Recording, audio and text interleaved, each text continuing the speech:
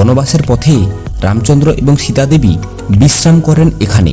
মনে হবে শহরের গাড়ি ঘোড়ার ব্যস্ততা হৈহট্টগোলকে পেছনে ফেলে রেখে এক স্বপ্নের মায়াবী দেশে চলে এসেছি আমরা। বর্তমানে রয়েছি ঝাড়খণ্ড রাজ্যের সর্বোচ্চ শৃঙ্গ, যার উচ্চতা সমুদ্র পৃষ্ঠ থেকে 1365 মিটার। অবশেষে পৌঁছালাম পারশনাথ মন্দিরে। ভারতবর্ষের বিভিন্ন জায়গা থেকে সারা বছর প্রায় লক্ষাধিক দর্শনার্থী এখানে এসে থাকে। আজ আমরা ট্রেকিং করতে চলেছি আপ অ্যান্ড ডাউন প্রায় 27 কিলোমিটার রাস্তা। জৈন ধর্মের 24টি তীর্থঙ্করের মধ্যে 20টির মন্দির এখানে অবস্থিত। কেদারনাথের ভাই পারশনাথ ঘুরে যেতে পারেন, কিন্তু দিনের সময় যখন ফুরিয়ে আসে, সূর্য তখন অস্ত চলে, শুরু হয় নতুন দিন, নতুন নতুন অভিজ্ঞতার। নিশ্চিত মৃত্যুও নেমে আসে ছলনার ছলে। সময় পরিবর্তনের সাথে সাথে পরিবেশ প্রকৃতির রূপ পাল্টে যায় নিজের খেয়াল খুশিতে। তীর্থভূমি পরিণত হয় সাক্ষাৎ মৃত্যুভূমিতে। আজ আমি ট্রেক করতে চলেছি আমাদের পার্শ্ববর্তী রাজ্য ঝাড়খণ্ডের সর্বোচ্চ শৃঙ্গ পারশনাথ পাহাড়। সবার প্রথমে বলে রাখি, এই পারশনাথ বা পার্শ্বনাথ পাহাড়ে আসবেন কিভাবে। আমাদের ভারতবর্ষে এক জায়গা থেকে আরেক জায়গায় যাতায়াত করার জন্য সবচেয়ে কম খরচের যাতায়াত ব্যবস্থা হলো রেলপথ। কলকাতা থেকে এই পারশনাথ আসার জন্য অনেক ট্রেন রয়েছে। সেই সমস্ত ট্রেনের ডিটেলস আমি আমার ডেসক্রিপশন বক্সে দিয়ে রাখলাম, চাইলে প্রয়োজনে দেখে নিতে পারেন। আবার আপনারা চাইলে ধানবাদ হয়েও আসতে পারেন, তবে ধানবাদ দিয়ে এলে খরচটা একটু বেশি হবে। পারশনাথ পাহাড় ট্রেক করতে হলে সবার প্রথমে আমাদের পৌঁছতে হবে মধুবনে। পারশনাথ রেলওয়ে স্টেশন থেকে সড়কপথে মধুবনের দূরত্ব প্রায় 25 কিলোমিটার। স্টেশনের সামনে থেকে মারুতি অটো পেয়ে যাবেন। মারুতিতে ভাড়া নেবে 500 টাকা এবং অটোতে ভাড়া নেবে 300 টাকা। এছাড়াও শেয়ারিং মারুতি পেয়ে যাবেন মধুবনে আসার জন্য, যার ভাড়া 70 টাকা জনপ্রতি। আবার আপনারা চাইলে সাইড সিন হিসেবে এর সাথে Topchanchi lake, Usri falls, Bhatinda falls এগুলোও ঘুরে নিতে পারেন। মধুবন পৌঁছে এখানে থাকার জন্য অনেক হোটেল, ধর্মশালা পেয়ে যাবেন। তবে আমরা উঠেছিলাম জৈন ভবনে। সময়ের অভাবে রুমগুলো দেখাতে পারিনি, তবে এখানকার রুমগুলো খুবই ভালো এবং রুম রেন্ট নিয়েছিল 500 টাকা। ট্রেকিং শুরুর আগে একটা কথা বলে রাখি, আপনি মধুবন এসে যেখানেই থাকুন না কেন, হোটেল থেকে বা পার্শ্ববর্তী কোনো দোকান থেকে 10 টাকা দিয়ে এই রকম লাঠি নিতে ভুলবেন না কিন্তু। তবে ট্রেকিং শেষে লাঠি ফেরত দিলে কোনোরকম কোনো টাকা ফেরত পাবেন না। ভিডিও শুরু করার আগে একটা কথা বলে রাখি, বিগত কয়েকদিন ধরে শারীরিক অসুস্থতা এবং পারিবারিক কিছু কারণের জন্য আমি আমার চ্যানেলে নতুন কোনো ভিডিও দিতে পারিনি। তার জন্য দর্শক বন্ধুদের কাছে ক্ষমা চেয়ে নিচ্ছি। হোটেল থেকে বেরিয়ে আমাদের যাত্রা শুরু হলো পারশনাথ পাহাড়ের উদ্দেশ্যে। বৈদ্যনাথ ধাম থেকে রাতের খাবার সেরে রওনা দিয়েছিলাম পারশনাথ পাহাড়ের উদ্দেশ্যে। বৈদ্যনাথ ধাম থেকে পারশনাথ পাহাড়ের সড়কপথে দূরত্ব প্রায় 100 কিলোমিটার। এই মধুবনে শুধুমাত্র যে পারশনাথ পাহাড় ট্রেক করতে পারবেন তা কিন্তু নয়, ট্রেক করার পাশাপাশি এখানে অনেক জৈন মন্দির রয়েছে, চাইলে আপনারা সেগুলোও দেখে নিতে পারেন। রাস্তার দুই পাশে অনেক খাবারের হোটেল পেয়ে যাবেন, তবে এখানে কিন্তু সম্পূর্ণ নিরামিষ খাবারটাই চলে, আমিষ খাবার খুঁজলে পাবেন না। সময় সকাল 7:10। এখান থেকেই শুরু হবে আমাদের পারশনাথ পাহাড় বা পার্শ্বনাথ পাহাড়ের ট্রেকিং পর্ব। এই ট্রেকিং গেট কিন্তু খুলে যায় রাত্রি 2টো থেকে, তাই আপনারা চাইলে রাত থেকেই ট্রেকিং পর্ব শুরু করে দিতে পারেন। ট্রেকিং শুরু করার আগে আপনাদের একটু বলে দেই, এই ট্রেকিং কিন্তু 3 ভাবে সম্পূর্ণ করতে পারবেন। 1 হলো পায়ে হেঁটে, আর 2 নম্বর হলো বাইকে করে, আর 3 নম্বর হলো দোলাতে করে। যদি বাইকে যান তাহলে আপ অ্যান্ড ডাউন এক একজনের ভাড়া বলবে 1000, 2000 বা 3000 টাকার মতো। তবে বার্গেটিং করলে সেটা 500 টাকাতেও নেমে যেতে পারে। আর একটা বাইকে 2 জন পর্যন্ত আরোহী অ্যালাউ করবে, আর দোলাতে করে গেলে এর জন্য চার্জ নেবে 5000 টাকা। তবে এটা কিন্তু সম্পূর্ণ বডি ওয়েটের উপর ডিপেন্ড করে। দোলার সর্বোচ্চ ভাড়া হলো 5000 টাকা, আর একটা দোলাতে একজনই অ্যালাউ করবে। আর এই বাইক আর দোলা দুটোই কিন্তু এই ট্রেকিং গেটের এখান থেকেই পেয়ে যাবেন। আমরা আজ ট্রেকিং করব চরণবাবুর ট্যাক্সিতে করে, মানে পায়ে হেঁটে। আজ আমরা ট্রেকিং করতে চলেছি আপ অ্যান্ড ডাউন প্রায় 27 কিলোমিটার রাস্তা। একটু ভেঙে বলে দেই, 9 কিলোমিটার যাওয়া এবং 9 কিলোমিটার আসা। বাকি 9 কিলোমিটার রাস্তা জৈন তীর্থঙ্করদের মন্দির দর্শনের জন্য ট্রেক করতে হবে। তবে আপনারা যদি পরবর্তীকালে এখানে এসে পায়ে হেঁটে ট্রেক করতে চান, তাদের উদ্দেশ্যে বলবো বাড়িতে প্রতিনিয়ত হাঁটাচলা শুরু করে দিন। আর যারা বাইকে করে আসছেন তারা কিন্তু আপ অ্যান্ড ডাউন প্রায় 34 কিলোমিটার রাস্তা ট্রেক করছে।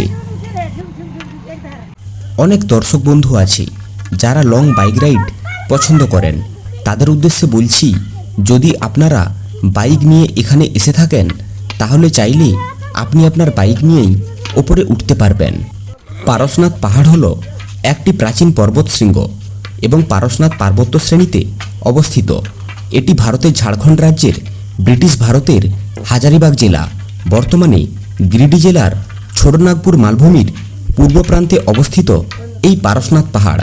এই পাহাড়ের নামকরণ করা হয়েছে পার্শ্বনাথ, 23তম জৈন তীর্থঙ্কর, যিনি এখানে এসে 100 বছর বয়সে মুক্তি লাভ করেছিলেন।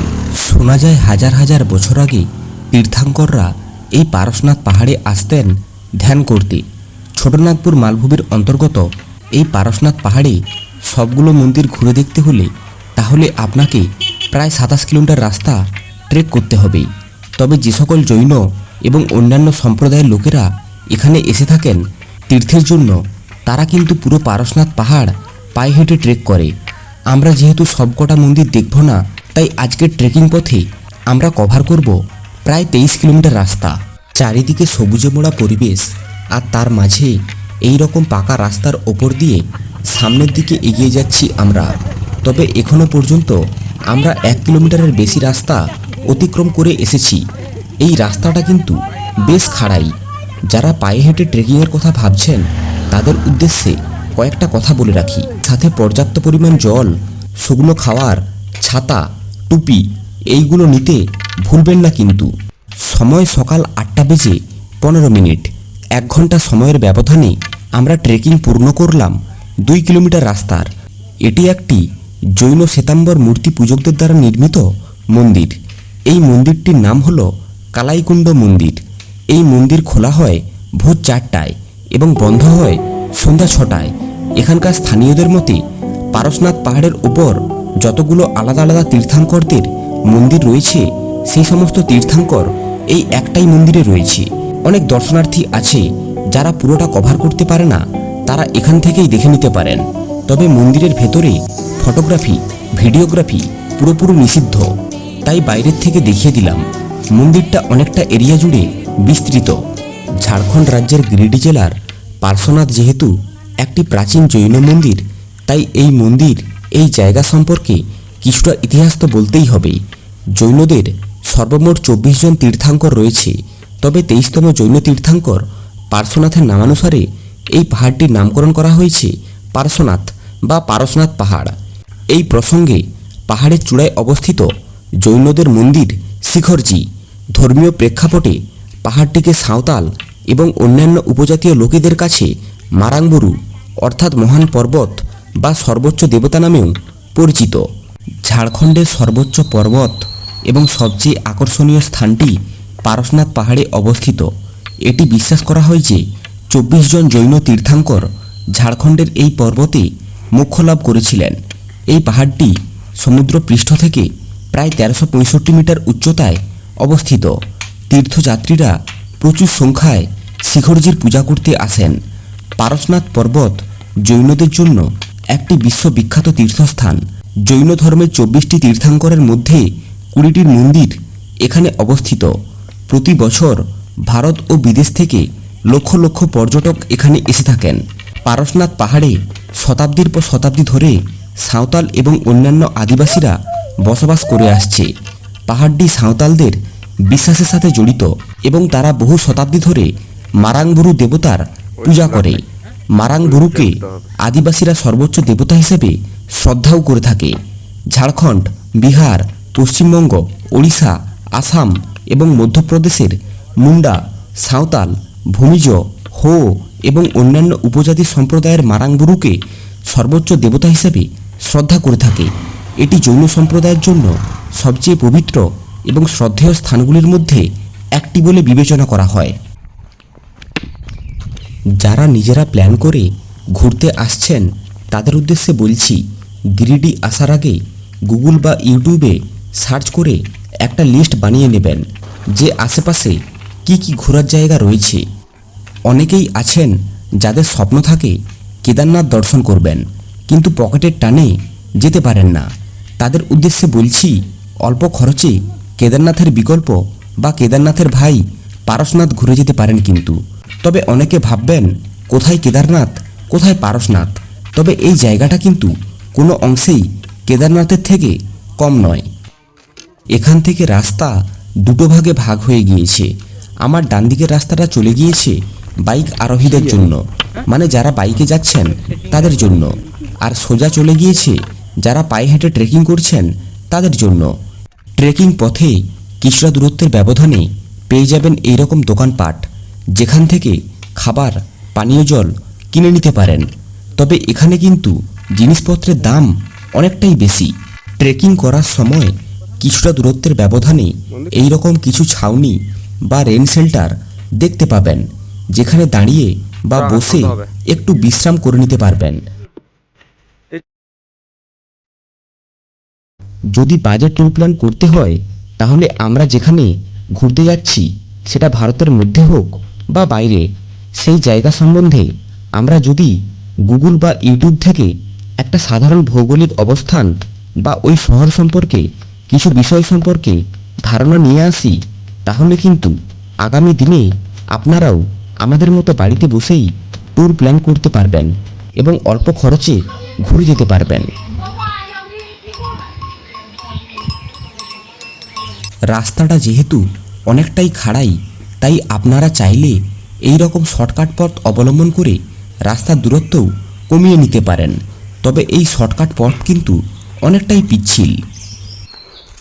আমরা সবে 4 কিলোমিটার পথ অতিক্রম করেছি, তার মাঝেই দেখা হলো অনেক দর্শনার্থীদের সাথে যারা পারশনাথ দর্শন করে ফিরে আসছে।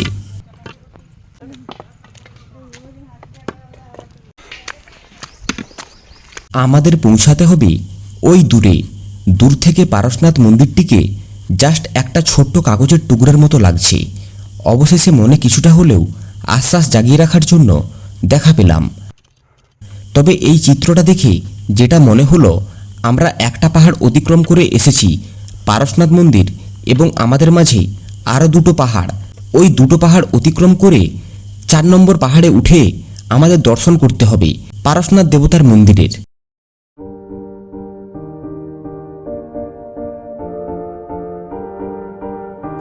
দর্শক বন্ধুদের উদ্দেশ্যে একটা কথা বলে রাখি, যদি এই পর্যন্ত হেঁটে এসে বাইকে যেতে চান তাহলে যেতে পারেন, তবে এই পথে বাইকে যাওয়াটা বেশ রিস্কি।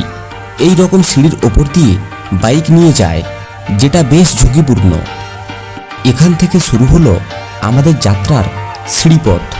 এতক্ষণ নর্মাল খাড়াই রাস্তায় ট্রেকিং করেছি, এবার আমাদের সিঁড়ির ধাপ কেটে উপরে উঠতে হবে। সিঁড়ি দেখে এইটুকু তো পরিষ্কার, আমাদের সামনের রাস্তা আরও খাড়াই হতে চলেছে। এখানকার লোকাল লোকেদের মতে এই পারশনাথ পাহাড়ের ওপরে আজও নাকি সাঁওতাল উপজাতির মানুষেরা বসবাস করে। সময় সকাল 10:20। 6 কিলোমিটারের যাত্রা সম্পন্ন করে এখন বর্তমানে আমরা যেখানে রয়েছি এটা হলো শীতল নালা। এখান থেকে ডান দিকের রাস্তা সোজা চলে গেছে পারশনাথ মন্দির, আর এখান থেকে পারশনাথ মন্দিরের দূরত্ব মাত্র 3 কিলোমিটার, আর সোজা চলে গিয়েছে শ্রী গৌতম স্বামী টঙ্ক এবং জল মন্দির। ডান দিকের রাস্তাটা বেশ খাড়াই, তাই আমরা এটা দিয়ে উঠব না, নামার সময় এই রাস্তাটা দিয়ে নামবো। রাস্তার মাঝে দেখা মিলল একটা ছোট্ট পুরানো মন্দিরের। এখানেও কিন্তু রাস্তার সাফসাফাইয়ের ব্যাপারটা বেশ দেখতে পাচ্ছি। ওই দূরে রয়েছে আমাদের ডেস্টিনেশন, ওখানেই আমাদের পৌঁছতে হবে। তবে যতই সামনের দিকে এগোচ্ছি পাহাড়ের ফাঁক দিয়ে মন্দিরটির দর্শন পাচ্ছি। পাহাড়ের মাথায় মেঘ জমার মতো আমাদের মনেও আশ্বাস জন্মেছিল যে আমরা পারবো ওখানে পৌঁছতে। সকালে যখন ট্রেকিং পর্ব শুরু করি তখন কিন্তু বেশ রৌদ্র ঝলমলে পরিবেশ ছিল, কিন্তু যতই ওপরের দিকে উঠছি ততই ওয়েদার পরিবর্তন হচ্ছে এবং পাহাড়ের উপর দেখা মিলছে মেঘেদের। এই রকম সুন্দর সবুজে মোড়া পাহাড় দেখলে শরীরের ক্লান্তি ভাবটা মিনিটেই দূর হয়ে যায়। মনের মধ্যে যেন একটা আলাদাই অনুভূতি তৈরি হচ্ছিল। এখান থেকে আপনি যেই দিকেই তাকাবেন সেই দিকেই লক্ষ্য করবেন শুধু সবুজে মোড়া পাহাড়। আমার মতো যারা পারশনাথ পাহাড়ে ট্রেকিংয়ে আসার কথা ভাবছেন তাদের উদ্দেশ্যে বলবো, আপনারা বর্ষাকাল এবং গ্রীষ্মকাল ছেড়ে এই জায়গাতে আসুন, কেননা বর্ষাকাল এবং গ্রীষ্মকালে ট্রেকিং করতে অসুবিধা হবে। ওপরের দিকে রাস্তাটা ঠিক যেমনই খাড়াই ঠিক তেমনি রোমাঞ্চকর।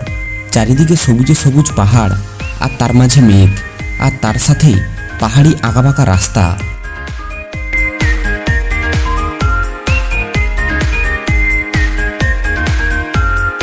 অবশেষে আমরা পৌঁছালাম গৌতম স্বামী টঙ্কে।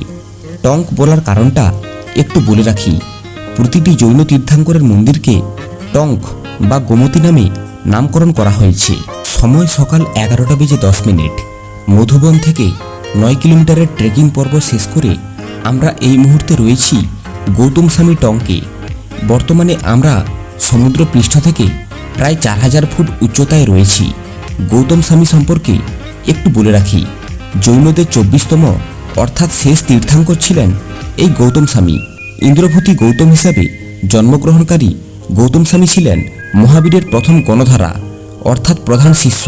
তিনি গুরু গৌতম, গৌতম গণধারা এবং গণধারা গৌতম স্বামী নামেও বিশেষভাবে পরিচিত।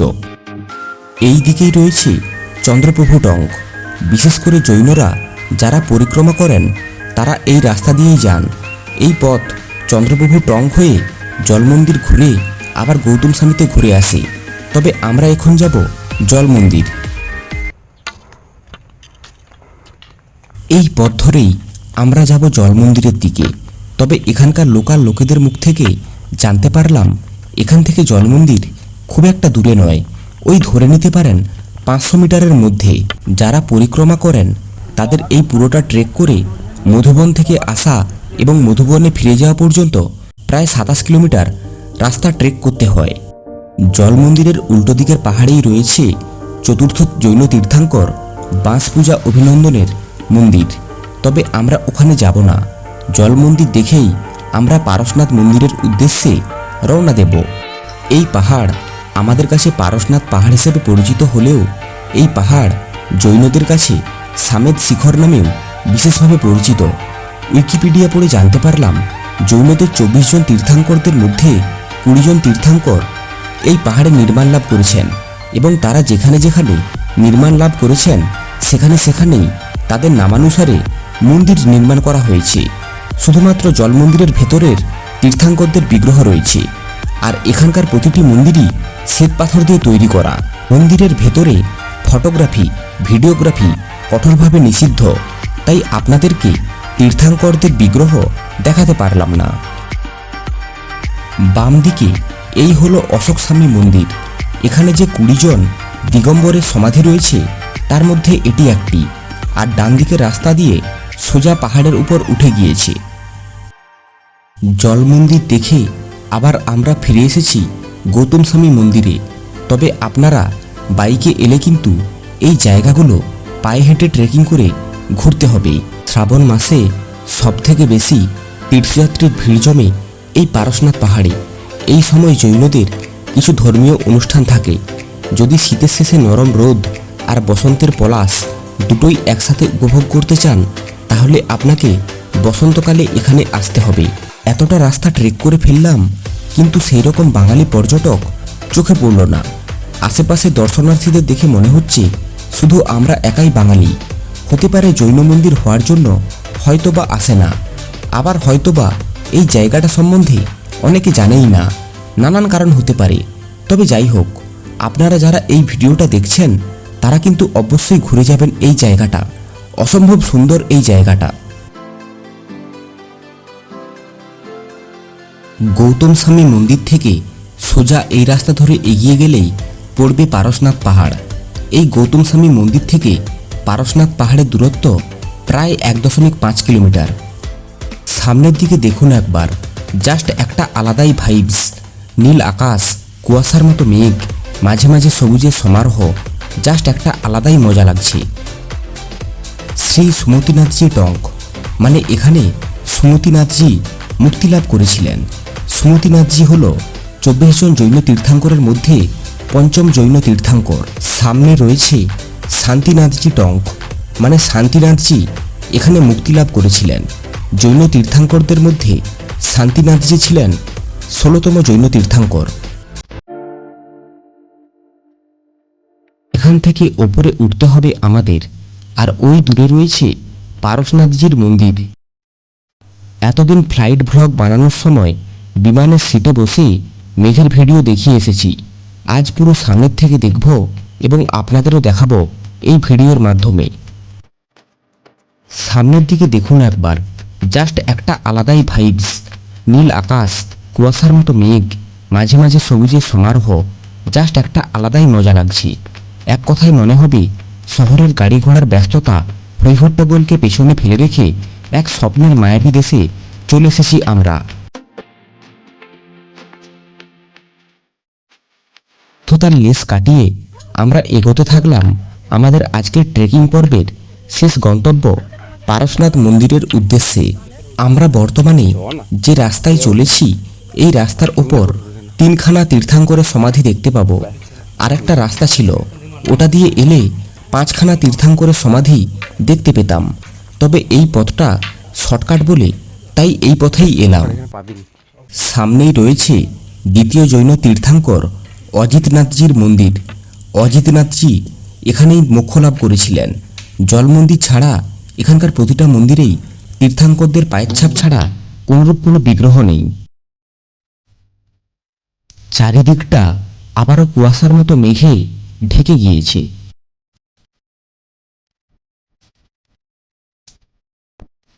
আর ঠিক এর পাশেই রয়েছে 22তম জৈন তীর্থাঙ্কর নেমিনাথজির মন্দির।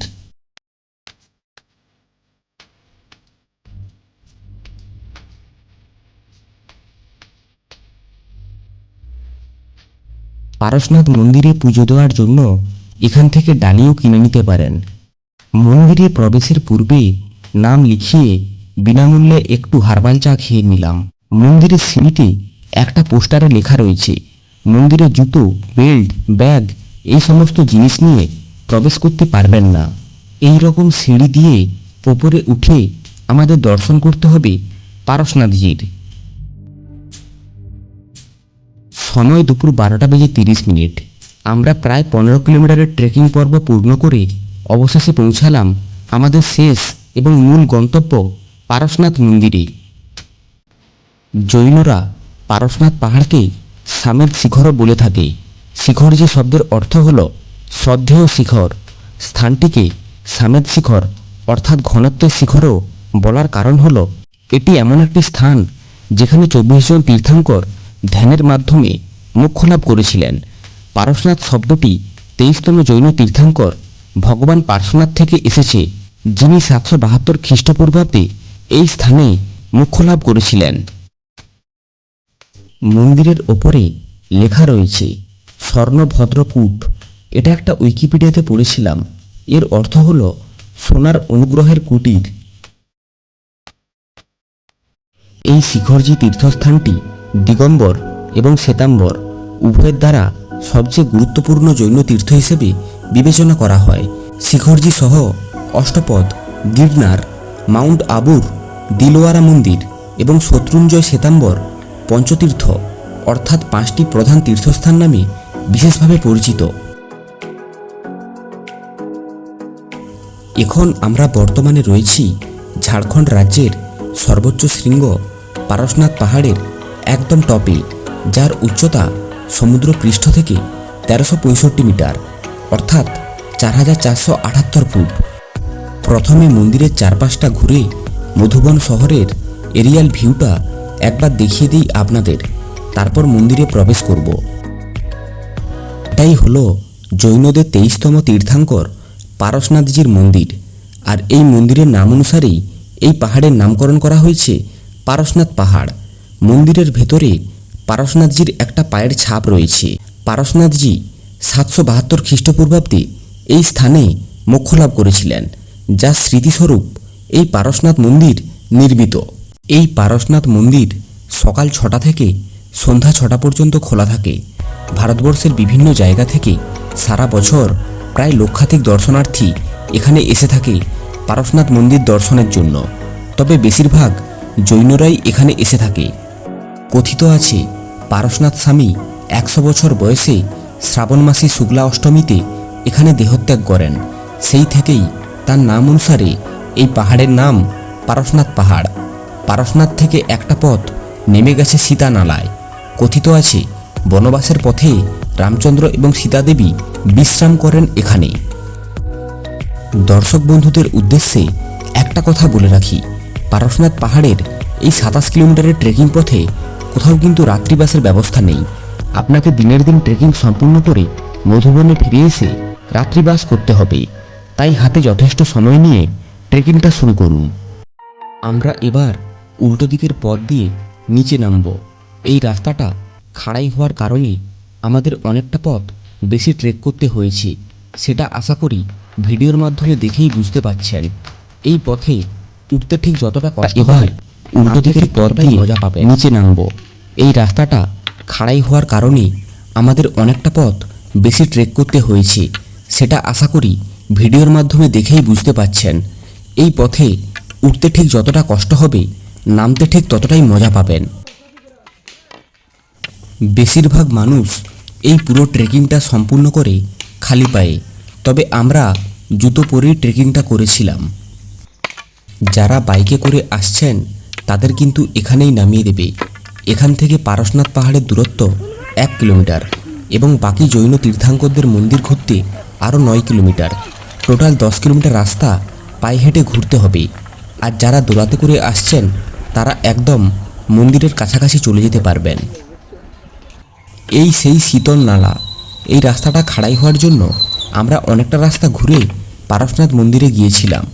এখান থেকে এখনও 6 কিলোমিটার বাকি মধুবন পৌঁছাতে।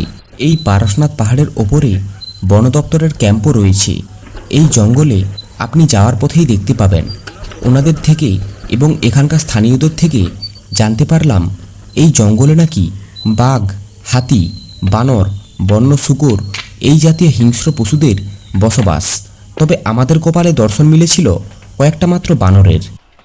তবে এই ট্রেকিং পথে হাতি আর ফোনের নেটওয়ার্ক দুটোর দর্শন পাওয়া খুবই দুর্লভ ব্যাপার। নামার পথে দেখা মিলল আমাদের বাসের 2 সুন্দরী রমণী গাছের মোটা মোটা লতায় বসে দোল খাচ্ছে। সময় দুপুর 2:30।